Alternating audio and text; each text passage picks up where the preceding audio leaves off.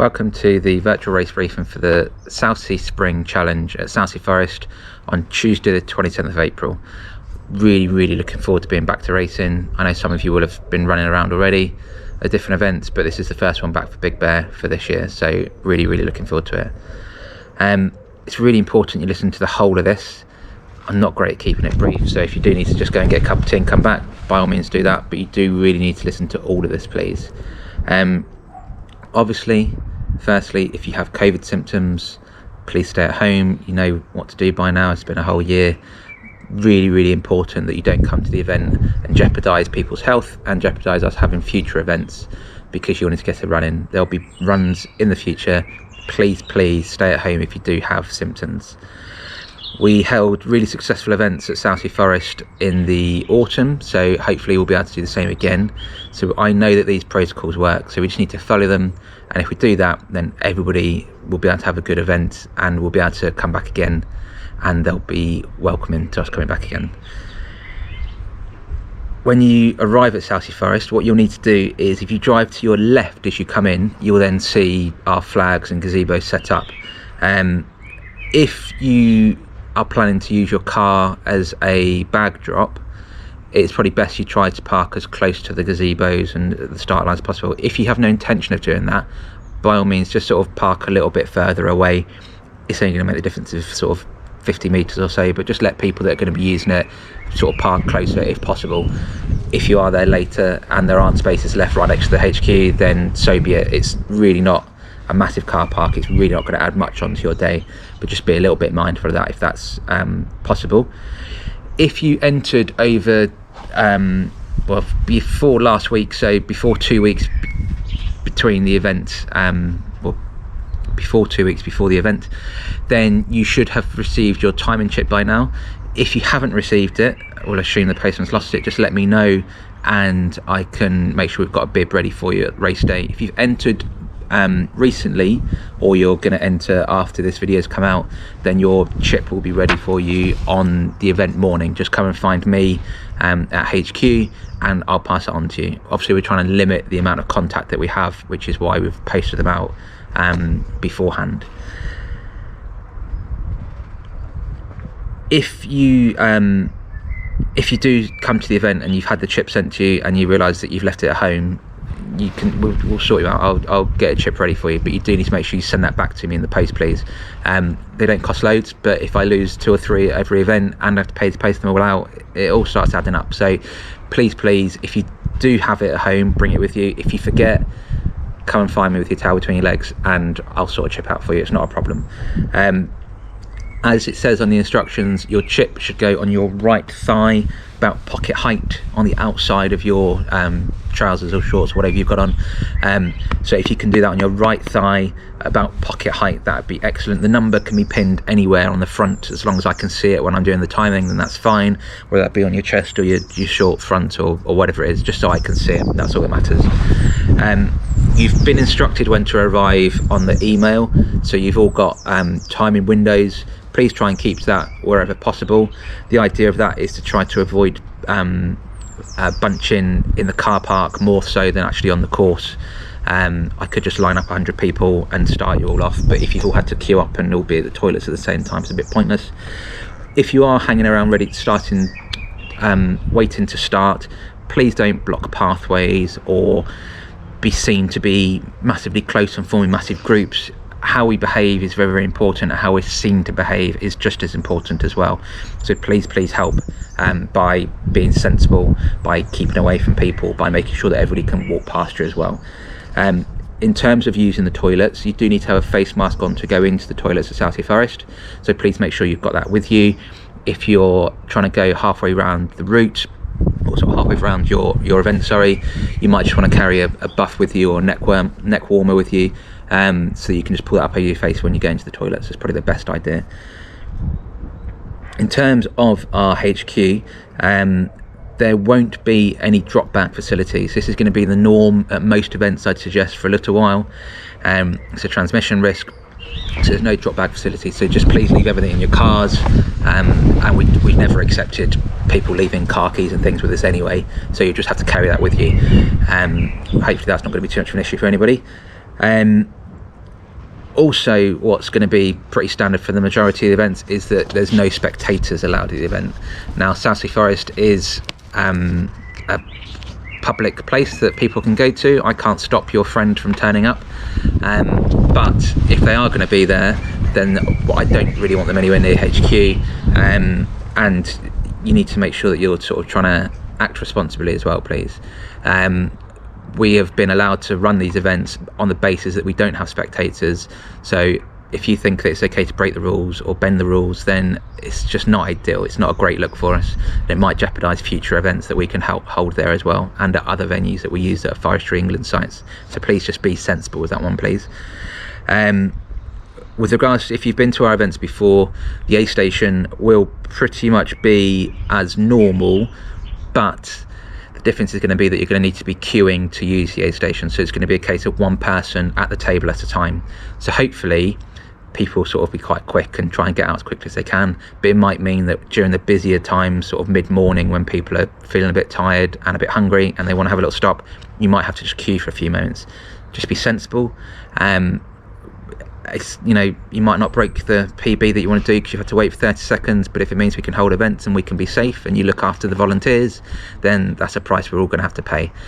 We will have enough food for you, and enough variety of food for you to sustain you throughout your whole race, and also drinks, electrolytes, Coke and tea and coffee and things, but it's going to be much less food that we have to prepare. So no sandwiches, no Nutella wraps, no watermelon.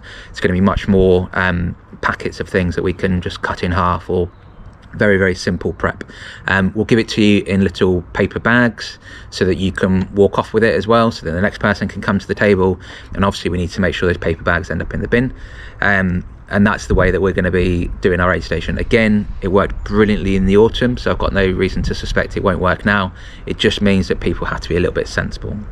When it comes to having your drinks, what we'll do with that is you will essentially hold your drink vessel, whether that's your cup or your bladder, and the volunteer will pour it in for you.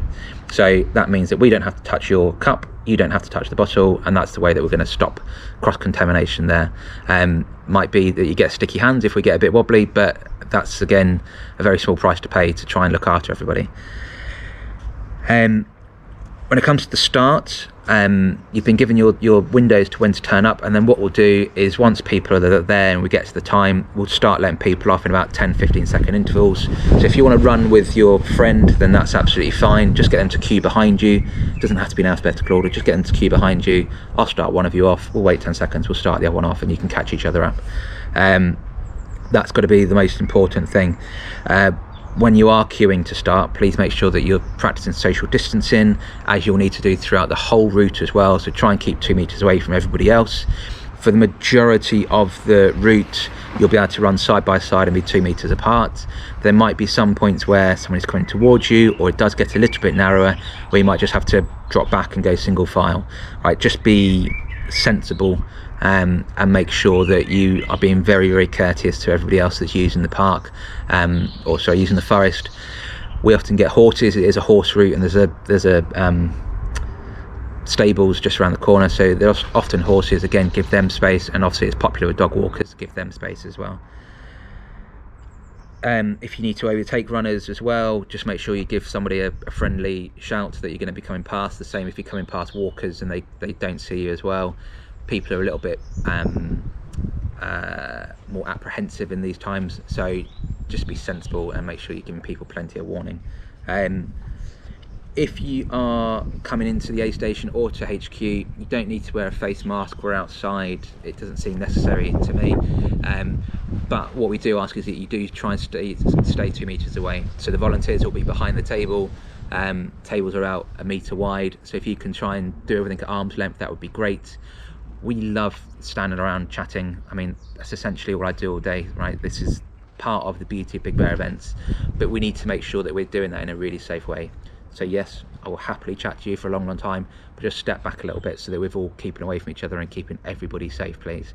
And when you do come into the aid station, we ask that you use hand sanitizer on the way in and hand sanitizer on the way out, and then that's going to be keeping everybody safer as well.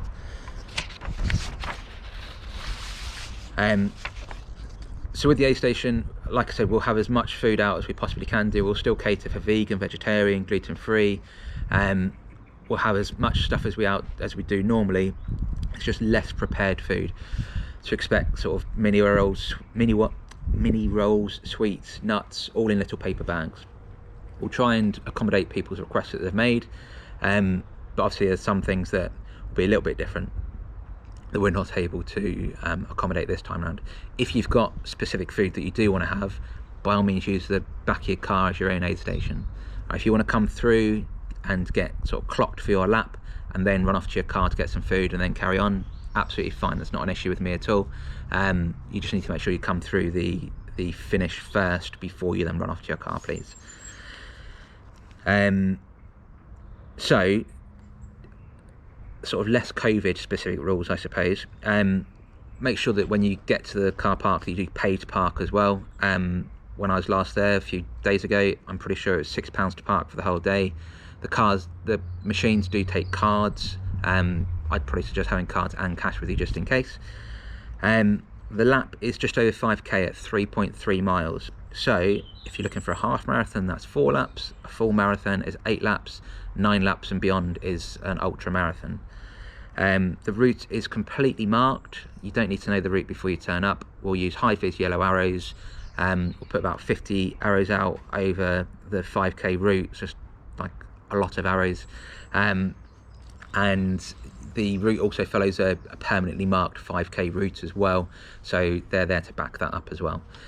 So you don't need to know the route, you don't need to go with a map, you'll be absolutely fine. And we've used the route quite a few times as well, so plenty of the runners know which way to go as well. Also, there's no mass start, so you might feel like you're sort of running on your own a little bit, but bear in mind there's about 100 people on a 5k route. So there's sort of somebody every 50 meters. So it might be just you happen to be in the middle of people, but odds are there's somebody a minute ahead of you and a minute behind you. So you're not running on your own. You might be towards the end of the event, but for the majority of the event, there's going to be people around you, even if it does feel like you're a little bit lonely at times. Not having the mass start is going to make that feel a little bit odd probably for the first lap, but then people start to bunch up a little bit and you'll start to see more people. But I just wanted you to bear that one in mind, because I know that some people don't like feeling like they're on their own in the woods. You're not on your own in the woods. Somebody's coming right up behind you, and there's somebody just in front of you as well. So for those of you that haven't done a 6-hour event before, the way that it works is that you need to have started your last lap before the 6-hour mark finishes.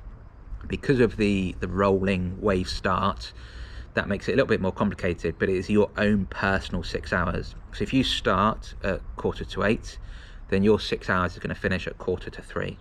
If you started at 9:15, then your 6 hours is going to finish at 3:15. Your finish time might be 6 hours and 20 minutes, right? That's absolutely fine. You just need to have started your last lap by 6 hours. We'll start to clear the course for the arrows probably at about 2:30, so we can actually get away at a reasonable time.